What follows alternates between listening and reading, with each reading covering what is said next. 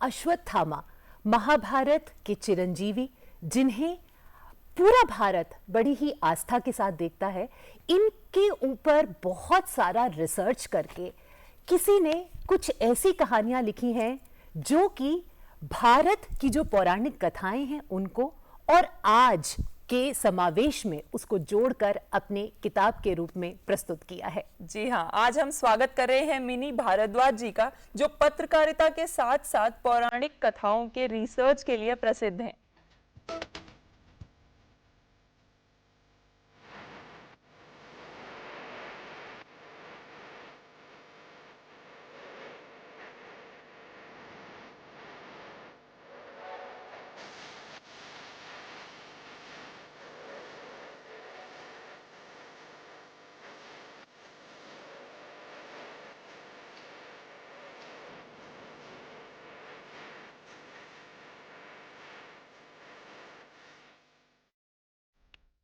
Mini Bhardwaj जी, बहुत बहुत स्वागत है आपका डीडी मॉर्निंग शो में। जी धन्यवाद, बहुत बहुत धन्यवाद मुझे यहाँ बुलाने के लिए। मिनी जी, आपकी ये दो पुस्तकें हैं, हम दर्शकों को भी दिखाना चाहेंगे, सीकिंग डेथ और लाइफ ऑफ लिबरेशन। जी, तो इन दोनों पुस्तकों में आपने अश्वत्थामा को एक सेंट्रल कैरेक्टर के रूप में एस्टैब्लिश किया है। जी, जी। जब हम अश्वत्थामा की बात करते हैं तो हमारी पौराणिक कथाओं से अश्वत्थामा जुड़े हैं, लेकिन हर भारतीय का ये विश्वास है कि वो चिरंजीवी हैं और आज भी हमारे बीच कहीं ना कहीं हैं, और जो सीकर है उसे किसी न किसी तरह से प्राप्त हो जाते हैं और मिल जाते हैं। अश्वत्थामा के इस किरदार को आज की कंटेम्प्ररी राइटिंग में आपने फ्यूज करके इन दोनों किताबों को लिखा है, क्या प्रेरणा रही? देखिए, प्रेरणा तो ऐसी होती है कि जब आप किसी चीज़ को ढूंढते हैं ना, तो वो चीज़ भी आपको ढूंढ ही रही होती है, कहीं ना कहीं ऐसा होता ही है। जैसे अगर बात करें तो मेरे दादाजी हैं, तो वो बचपन से ही मुझे रामायण महाभारत की कहानियां सुनाया करते थे। तो उस टाइम पर एक नाम जो मुझे बहुत ज़्यादा अट्रैक्ट करता था वो था अश्वत्थामा। हमेशा से। अच्छा। कहीं जब भी उनका नाम आता था तो कुछ ना कुछ ऐसा एक फीलिंग, अलग सी फीलिंग होती थी कि हाँ, उनके बारे में जानना है। क्योंकि क्या होता है ना कि जब भी हमें कोई श्राप मिलता है तो उसका पास्ट होता है, उसका प्रेजेंट होता है और उसका फ्यूचर होता है ना। पास्ट में कोई घटना हुई होती है जिस वजह से आपको श्राप दिया गया, फिर उसको प्रेजेंट में आप भोग रहे हो, और फिर फ्यूचर में उसका कंक्लूजन या सिग्निफिकेंस निकल के आता है कि अच्छा ठीक है, अब आपने भोग लिया, लेकिन अब आपको ये मिलेगा। तो मुझे श्राप तो पता था क्योंकि कहानियों द्वारा सुना हुआ है। अब मेरे को उस श्राप का पास्ट पता था, प्रेजेंट भी समवेयर पता चलना शुरू हो चुका था, मुझे फ्यूचर जानना था। तो बस यही प्रेरणा है, और इतिहास में हमेशा से मेरी रुचि रही ही है। अपने ग्रंथों के बारे में जानना, पढ़ना, ये सब रहा ही है। तो इस वजह से फिर वहां से ये जर्नी शुरू हुई। तो और it was basically your own quest that led to this. जी, राइट। मिनी जी, आपने नर्मदा की परिक्रमा भी की है। जी, उस एक्सपीरियंस के बारे में मैं जानना चाहूंगी, क्योंकि एक परिक्रमा 4 महीने तक लगातार करना is a very big deal. भक्ति के मार्ग में चलना 4 महीने आपने बताया जैसे, तो मुझे प्लीज उसके बारे में कुछ बताइए। तो मैया की जो एंट्री है, एक तरीके से मुझे अश्वत्थामा बाबा ने मैया से मिलवाया। तो मैं नर्मदा माँ को मैया बोलती हूँ क्योंकि हम परिक्रमावासी हैं, और परिक्रमावासी हम लोग नर्मदा माँ को मैया बोल के संबोधित करते हैं। तो अश्वत्थामा बाबा ने मुझे मैया से मिलवाया और नर्मदा मैया ने मुझे अश्वत्थामा बाबा से मिलवाया। अच्छा। क्योंकि जब मैं अपनी रिसर्च कर रही थी, बहुत सारे ऐसे तो बहुत सारे इंसिडेंट्स हुए हैं, लेकिन जब मैं अपनी रिसर्च कर रही थी उस दौरान मुझे पता चला कि अश्वत्थामा बाबा आज भी नर्मदा खंड में पाए जाते हैं। जो पूरी बेल्ट होती है नर्मदा माँ की, उनको नर्मदा खंड बोला जाता है, और वहाँ पे लोगों को दर्शन देते हैं और दिखते हैं। तो जब ये चीज़ें अलग अलग लोगों द्वारा पता चलने लग गई, पढ़ने लग गई, मैं लिखा हुआ था, बहुत सारी चीज़ें हुई, तो मैं भी चल पड़ी फिर कि बाबा को ढूंढने के लिए कि अब नर्मदा मैया ही बाबा से मिलवाएंगी। तो वो अपने ही रूप में दिखते हैं या किसी और रूप में, जैसे प्रभु किसी और रूप में दिखते हैं? तो अश्वत्थामा अपने ही रूप में दिखते हैं? देखिए, ये तो देखने वाले पे निर्भर करता है, क्योंकि ईश्वर हो, देवता हो, ऋषि मुनि हो, ये आपको उसी रूप में दिखेंगे जिस रूप में आप उनको देखना चाहेंगे। आपकी जो छवि होती है वह उसी तरीके से बन जाते हैं। मुझे जिस रूप में मिले वो ऋषि के रूप में मिले, क्योंकि कलयुग में बहुत कम लोगों को ये बात पता है कि अश्वत्थामा बाबा जो हैं वो कलयुग में ऋषि हैं, कलयुग के ऋषि हैं। क्योंकि आप देखेंगे तो जो हमारे 4 युग हैं, सतयुग हो गया, फिर आपका त्रेता हो गया, द्वापर हो गया, आपका कलयुग हो गया, हर युग में ऋषि जो होते थे ना वो पिलर होते थे युग के। बिल्कुल, उन्होंने पूरा मतलब कमांड संभाल रखा था हर युग का, जिसके सामने देवता भी सर झुकाते थे। लेकिन कलयुग में आप देखेंगे ना, आप अगर हम बात करें आपकी सतयुग की तो ऋषि कश्यप हो गए, भृगु हो गए, फिर हम त्रेता की बात करें तो वशिष्ठ जी हो गए, विश्वामित्र जी हो गए, फिर हम द्वापर की बात करें तो हमारे वेदव्यास जी हो गए, दुर्वासा ऋषि हो गए। लेकिन आप आज देखिए कलयुग में कहाँ है ऋषि? कलयुग में तो ऋषि हैं ही नहीं कहीं।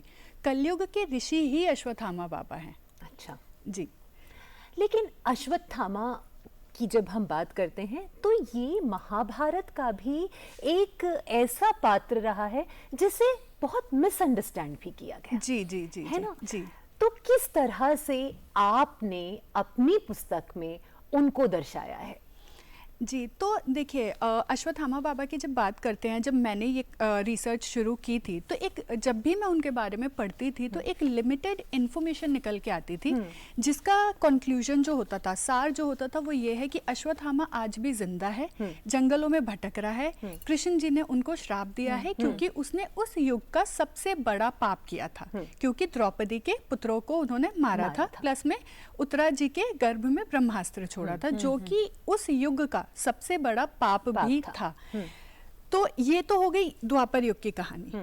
लेकिन जैसे मिसअंडरस्टूड ये हो जाता है कि अब सबने द्वापर युग की तो कहानी जान ली, लेकिन उनकी कहानी वहां खत्म नहीं हुई, उनकी कहानी उस श्राप से शुरू होती है। क्या बात है। तो वो श्राप से जो उनकी कहानी शुरू हुई, और उस टाइम कलयुग जो था बिल्कुल निकट था आने को, तो उनकी कहानी अब कलयुग में शुरू हुई। तो अब वो कहानी कैसे शुरू हुई? अब वो कहानी शुरू होती है कि वो शिव जी के अंश अवतार हैं। जब द्रोणाचार्य को जब पुत्र चाहिए था तो उनको शिव जी के अंश वाला महाप्रतापी पुत्र चाहिए था।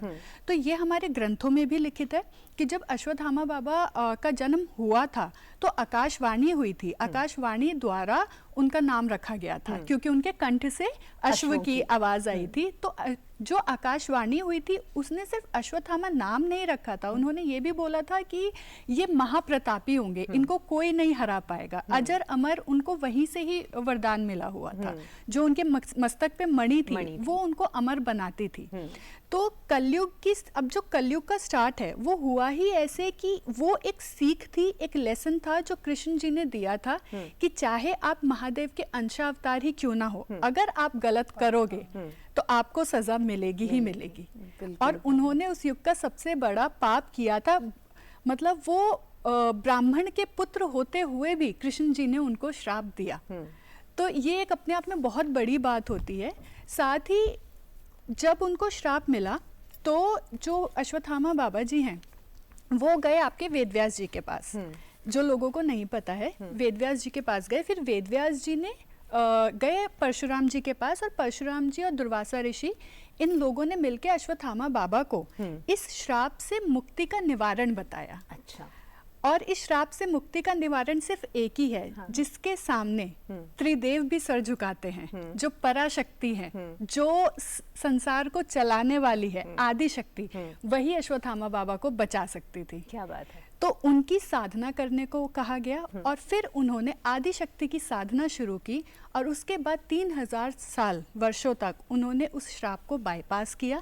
बाईपास करने के बाद अब वो कल्कि अवतार का वेट कर रहे हैं, प्लस में अपने मुक्ति का वेट कर रहे हैं। साथ ही हमारे शास्त्रों में ये बात लिखी भी हुई है कि जब कल्कि अवतार होगा तब अश्वत्थामा बाबा कल्कि अवतार के सेनापति होंगे। तो वो उतना ज्ञान, उतनी शक्ति अब वो जुटा रहे हैं।